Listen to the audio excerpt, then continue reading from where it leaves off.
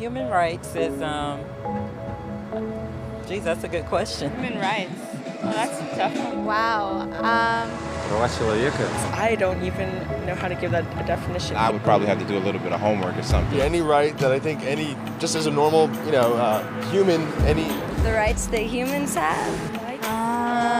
Oh, that's a very large debate. Menneskerettigheder kan betyde mange ting. Tú le puedes preguntar a 20 personas y te van a dar 20 diferentes opiniones. Non saprei, una domanda complicatissima. Guess we just take them for granted that they're there, but we don't even consider what they are.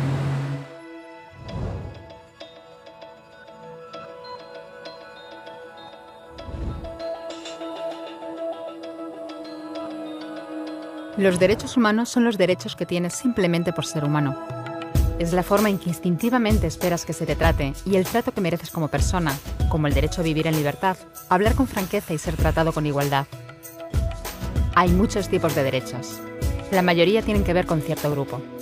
Pero los derechos humanos son los únicos que le corresponden absolutamente a todo el mundo en todas partes. Eso significa niños, gente mayor, pobres, jugadores de básquet, basureros, cantantes de rap, maestros, africanos, indios, albanos, cristianos, musulmanes, cabalistas, ateos, tu madre, tu padre, el vecino y tú.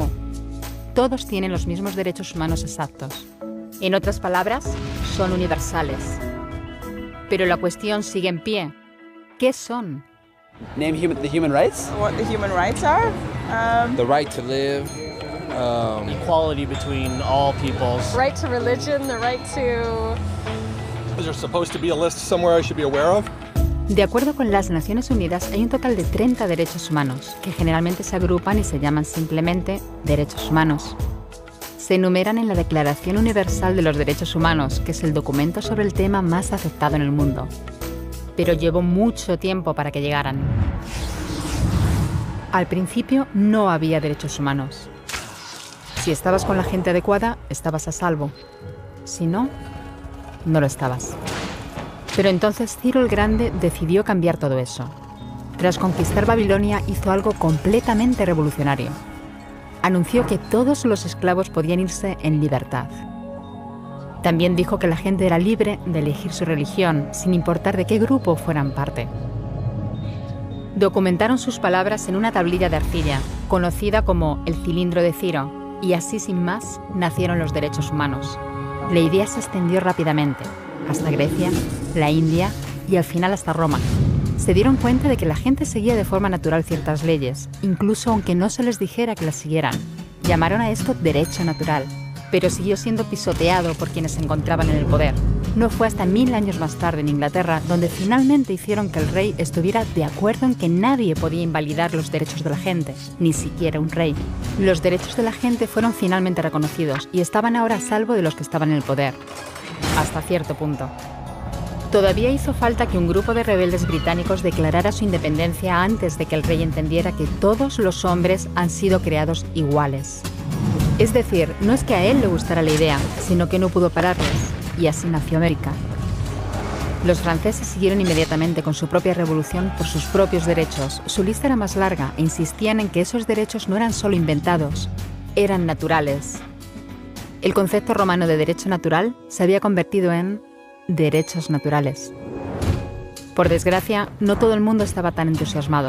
En Francia, un general llamado Napoleón decidió derrocar la nueva democracia francesa y se coronó a sí mismo emperador del mundo. Y casi tuvo éxito. Pero los países de Europa unieron fuerzas y lo derrotaron. Y los derechos humanos eran una vez más un tema candente. Se redactaron acuerdos internacionales garantizando ampliamente muchos derechos por toda Europa, pero solo a través de Europa. El resto del mundo de alguna forma todavía no cualificaba. En vez de eso fueron invadidos, conquistados y consumidos por los enormes imperios europeos. Pero entonces un joven abogado de la India decidió que ya había sido bastante. Se llamaba Mahatma Gandhi y frente a la violencia insistió en que toda la gente en la tierra tenía derechos. No solo en Europa. Al final, hasta los europeos empezaron a estar de acuerdo. Pero no iba a ser tan fácil. Habían estallado 2 guerras mundiales. Hitler exterminó a la mitad de la población judía de la Tierra en los horrorosos campos de muerte nazi. En total, 90 millones de personas habían muerto. Nunca los derechos humanos habían estado tan horriblemente cerca de la extinción. y nunca había estado el mundo tan desesperado por un cambio.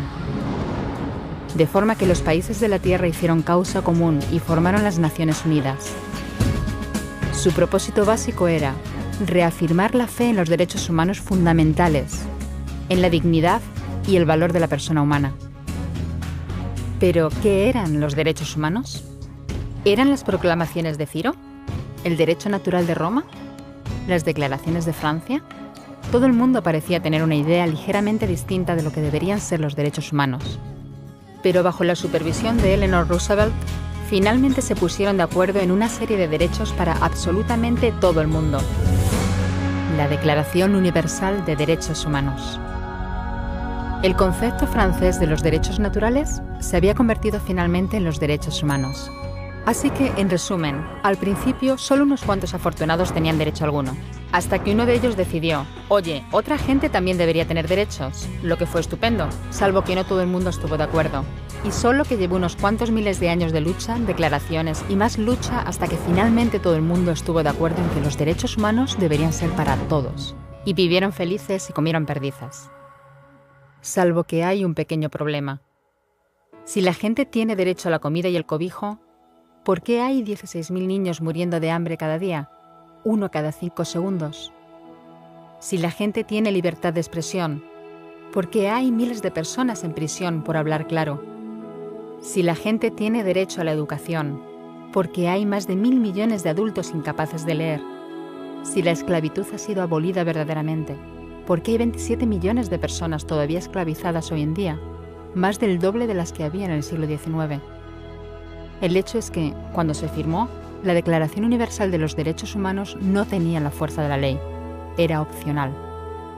Y a pesar de muchos más documentos, convenciones, tratados y leyes, todavía es poco más que palabras en una página. Así que la cuestión es, ¿quién hará que esas palabras sean una realidad?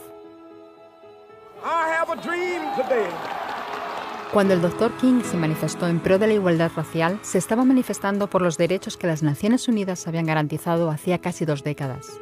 Pero con todo, se manifestó. Cuando Nelson Mandela defendió la justicia social en la década de 1990, su país ya había estado de acuerdo en abolir esa discriminación desde hacía ya casi 40 años. Pero con todo, él luchó. Los que luchan hoy en día contra la tortura, la pobreza y la discriminación no son gigantes o superhéroes.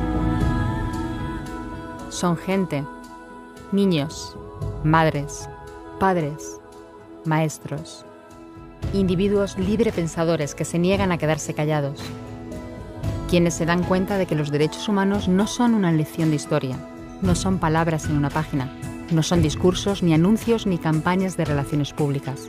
Son las elecciones que hacemos cada día como seres humanos. Son la responsabilidad que todos compartimos, de respetarnos mutuamente, ayudarnos y proteger a los necesitados.